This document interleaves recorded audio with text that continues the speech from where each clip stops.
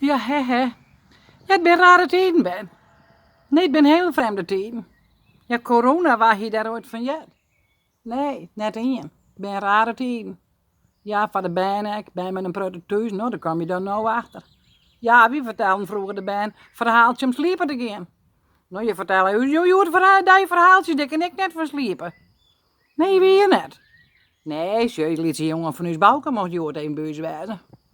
Nou, mijn Gerrit had altijd een piepkoon, hé.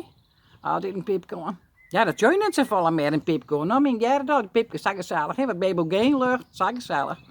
Ja, joh, nou, dan liet ze jongen iedere keer de piep uit doen. Heen, die Jeskebak. Ik zei, hou er nou eens mee op. Nee, iedere keer de piep uit doen. Dan krijg je net zijn praten thuis binnen. Jij hoorde dat. Ja, werkelijk weer. Hé, want dan pakt er weg. Ja, kijk de pieper in, pakt er hem weg. Doet er hem weer uit op die Jeskebak. Ik zei, jongen, hou er nou eens mee op. Waarom doet u dat? Nou, mem hier zijn, krijg je net zijn praten thuis binnen. Mem hier zijn, het pakken de piep uit had, kreeg wie mooi nee hoes. Nou, dan slaap je wat ik net sliepen kan, wel. Ja. Dan moet wie nou met dat, waar moet worden die ben vergroot?